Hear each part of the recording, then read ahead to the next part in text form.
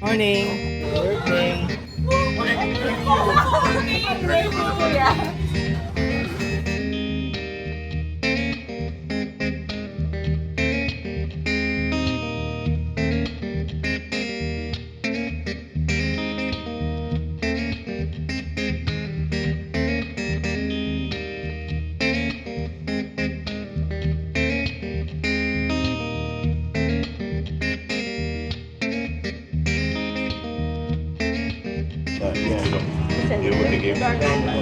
Hey guys, so dito tayo ngayon sa Cafe Antiques dito sa Cavite City. Iba yan. So, meet natin yung owner nito. Dito muna kami na breakfast, actually late breakfast. At ngayon ay kami ng drink and food. We got some water outside. Yeah, you can tie me up out there. Let's just say simple hello. All right. But is it okay? I don't have my backup dancer. Okay. You can see yourself here. Yeah. Okay. Oh, hello. Morning. Welcome to Cafe Antics. All right. I'm Edwin Ginto, and this is my good friend Rob. All right. Yeah. Buenos dias. Bienvenido en Ciudad de Cavite. All right.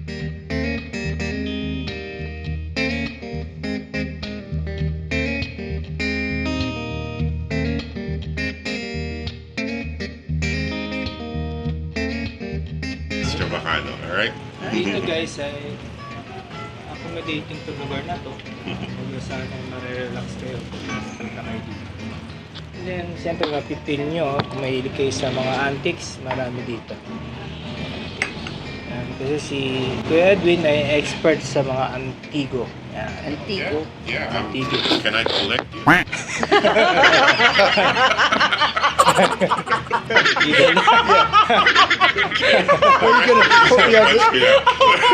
Put me over there. I know. You know, coffee here comes with free insults. So. Yes. Coffee and an insult. Yeah.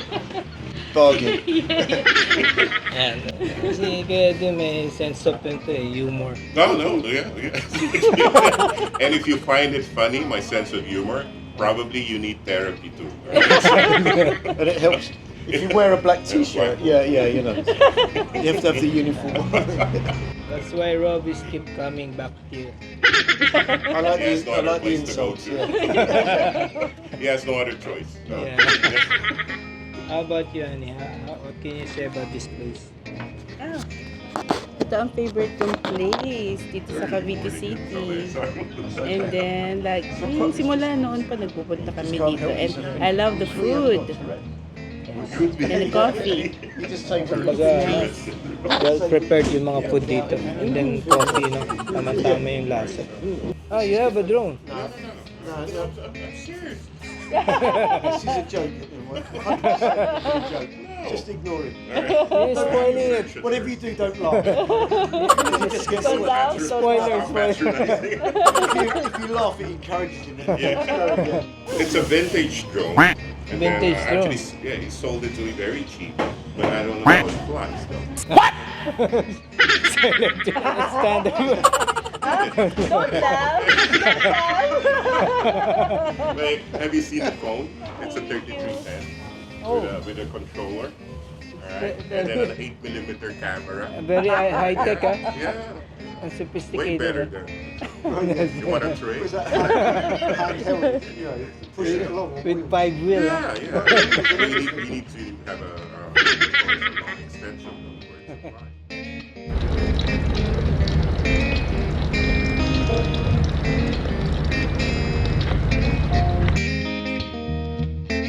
Meanwhile,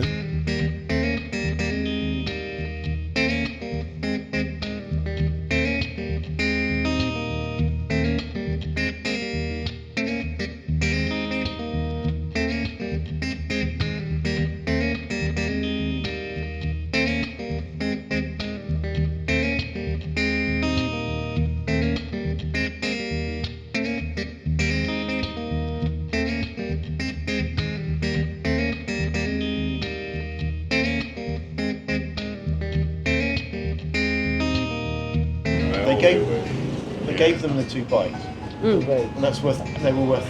Package was 2,000. 2,000 Just pounds. over 2,000 pounds. That's English. expensive. So it's like, what's that? 4,000. 140,000. $4,000. I see some bike like that in Decathlon in London. When I've been in London, I visit Decathlon there. I saw that kind of bike. Alright. Was it heavy if you lift it? It should be heavy. Heavier than a regular bike. Yeah. Because of the battery. Yeah, solid. And then for the it has a screen. Yeah. What does it say? Monitoring. That's usually the setting and the speed. And I think you can program like how far you've travelled, you know, how much battery time you have left, all that kind of stuff. If you ran out of battery, so you just have to. Yeah, you just have to ride it like a bike. No, I want one. was so impressed. I want one. Cruise control. Yeah, something. It is a like bit that. like, yeah, I something guess like it that. is a bit like cruise control. So yeah, but you're doing it yourself. Yes. It's manual, so you're in control of what you're doing.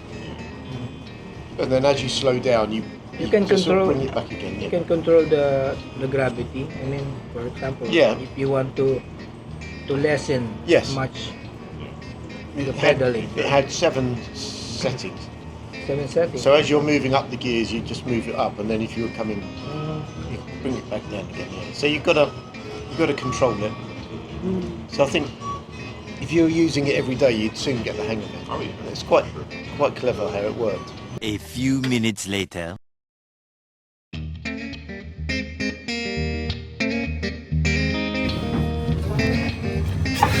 This is my uniform. Oh. This is a Filipino. I'm sorry.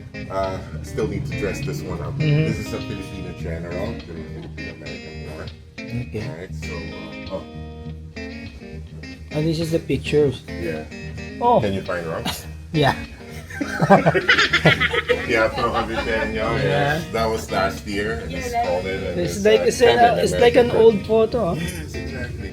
I This wrote one. about it. Yes, I wrote about the reenactment in Inquirer, and it was published. Comment. This is the Governor General I was telling you about. I Ah. said, "Man, come on, let's have a picture." This is really exquisite. Yeah, Yeah, the uniforms. yeah, it is. We research about it, even the medals. Pogi mo kuya. Ang hirap na pogi. Kasi mahirap din. Ito maganda. You're not a typical Filipino face. Nas ano to? Segunda Katikbak. Oh. House sa Lipa, no? Ngayon, So- sumurrender yung mga Kastila, si General Marasigan. Meron na tayong modern flag. Yan yung terms of surrender. Noon dati ng mga gentleman pa. So, upo kayo, may deal pa. Then, nag-sign na ako ng, ito yung mga staff ko. Then, ito mga Pilipino. Ayan. Spanish Colonel Juan Rodriguez. You are the Juan Rodriguez? Oh, ako si Colonel Juan Rodriguez. Okay. So, nag-surrender. Actually, nire-enact namin yung battle earlier. Tapos dito nagsusurrender na kami. Tapos pictorial kami. Ito ng bahay. Paano ka na-engage kuya dyan sa ganyan? Parang dati hindi ka umano dyan eh. Hindi, oo. Sino nag-influence? Meron ako isang kaibigan, reenactor. Encourage ako. Tapos pinaram ako uniform. Nawili ako. Kumuha. Tapos, ang gaganda ng mga roles ko. Tapos, dinala ako sa movie ito sa documentary. Yung Gumbur sa documentary. So, pinapa siya sa nasusunod. Okay, sige, talaga. Kaya kailangan mo naman. Kaya hindi ako basta-basta pwede mag-ahit. Kasi isa kailangan ng character. Yung maintain mo. Sila. Ayan yung ano Oo. last year. Last year, si Rob, si Kevin, si Sino ano. nagpa-process ng mga pictures? Alam mo ito is very cool, no? Ganda tong picture na Oh yes, to. pinalo na lang nasa kayo frame niya, luma. Yeah. Parang ano eh. Yeah, Parang mga lumang tao eh. yeah, so, ang ano dito, ang picture na to, ang camera na to, yung ano talaga, yung kino-cover, I don't know what years, I think from the 40s or 50s. Yung may isinusunod, yung meron pang spark na ano. Yes, tas we film, na ini-insert, Talaga? ganun pala yan, no? So, titingnan niya muna. Oh. Adi, okay hold sa kanya lalagay yung film. Okay. Tapos sisilip mo na, teka, hold 3 seconds. 3 seconds bago ka, kaya yung iba, isang nag-blur, Saka, di ba? ano yun eh, bulb, ano yun, sumasabog talaga yun, di ba? Pero yung time na yun, hindi siya gumamit kasi maliwanag Ah, naman. okay. Pero pag gabi, Kailangan niya Kailangan ng baldo, yun. Okay. sumasabog. Kala ko all the time yun eh. Saka 3 seconds. 3 seconds. Oo, kaya nun pala yung mga unang tao. One reason ba't nakaganon, aside from Masonic pose, para kasi kalimitan ng kamay kumagalaw. Eh pag ano nagpa-blur, so inano ko rin ni-research na, kaya yung mga iba nakaganon. Kaya, saka madali rin sa painting. Pa, Pag pinaint kasi pangit ang daliri, di natin. So pinapasok na lang yun ng gano'n. Aside from Mason, yung Napoleonic pose, yun din ang purpose nun. so, Easy count. kaya kalimitan, meron nakaganon sila. Yes, sakit ako yung mga uli. Napoleon, yung usually popular sa mga gano'n. May purpose pala yung ano na yan. Hindi ba? Practical purpose at may symbols din.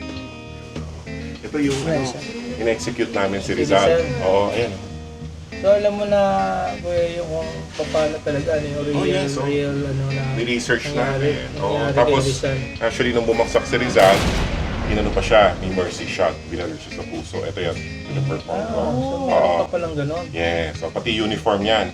Yan o, i-research namin yan. Kasi Yan. alam niyo, kuya, maraming ano eh, maraming hindi nakakaalam, lalo na yung mga bago ngayon. Hindi Tama. nila alam. So, kaya ginagawa Sino namin. ba yun? No? Ganun ba? And that's the reason na ginagawa namin. Living history. Oo nga, yun nga. Kasi alam mo, Mga hero. dami umiyak dyan. Naluluha. Kasi nakita ng awa sila. O, tapos yung result pa, o, ilang beses bumagsak yan. Kasi 4 times we did it. Ang dami nag-request, paulit. So, 4 na beses siya bumagsak. O, kaya nung pang-4, diba, binabaril ko sa puso. Sabi ko, huwag ka nang babangon, ha? Pagod na kami. Sabi ko, sasaksakin mo na lang para hindi tayo. Ito naman, execution ng 13 martyrs. Yung, Ayan, no? Doon sa ano yan? Doon sa, sa PN. Ako nagpa-execute, patay, 13. 13 martyrs. Pero ano sila, by batch, 6 and 7. So, ito yung flag na na-bash. Modern now. Pala yung, Pero ang pagkakaiba lang naman, yung coat of arms. the basher is the Filipina. Foreigner, no? Nainis na. Spanish. I think French. Pero dito siya sa Pilipinas. Reenactment of the Declaration of Independence. Yeah. It's a Ginaldo. Yes, sa Ginaldo Shrine talaga. Pero not the proper window. Yung proper window kasi nasa harapan, di ba?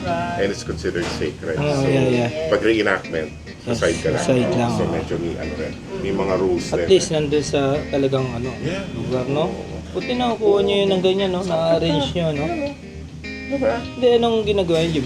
Nagbabayad ba kayo dyan? Or, Minsan, pinabayaran ka. Minsan naman hindi. So, minsan, so, we do it for free. okay lang sa kanila, no? And alam mo, nung dineclare, diba? Inigpasan ng Spanish yung Declaration of Independence. Tapos tinutug for the first time yung ng banda matanda, yung hymn, no? Kinikilabutan ako. So, pinakalubutan ako. So, para ako nandun. Kasi it's the same, exact same place. Ganun yung mapipil Yung mo. bahay, kinikilabutan ako. Alam mo, yun yung mga reward mo. Kahit di ako binayaran, sabi ko, Mapipil mo siya. sabi ko, Pag talagang- this is priceless. Pag alam mo yung nangyari, parang nandun ka. It's parang ka nag-time Oo, travel. parang nag-time travel. Yun ang kinaganda dun. So, yung ginawa ko. Sewing machine. Singer. Ayan, ha? Ayun na, sewing machine ka, yan, no, di ba? creative Ito ka, yung kuya. paa niya. Yung singer? Yeah, singer yun. Kanya. Yung mga gulong niya. Oo, ano ko. Singer. Hindi ko na Walang magawa. Pero napakabigat.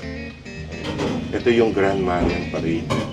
Yung yung daming tao. Ayan, may 2 gwardiya civil ako, ito yung 2 assist. Ako yung nasa gitna. Ito yung photo na yan. Tingnan mo. Grand Marian Parade, ina-assist namin ng Nuestra Parang Senora luma, eh. Portabaga. Actually, sa Luma November, na kinulayan. ganda ng march namin dyan. Tapos may mga guards ako yan, yung Guardia Civils. Sa likod, mga bodyguards ko. Then may praile sa harapan. Tapos ito yung triangulo, diba? Symbol ng May nag-i-sponsor ba sa inyo yan? Or talagang gusto gastos nyo lang namin talaga? karamihan. Minsan may Ganda bayad, kasi, ano may kung- eraryo, maliit lang. Talagang Kahit kung- wala, gagawin natin. Kahit wala ng transpo or pagkain, pupunta pa rin Kasi kami. hilig yan.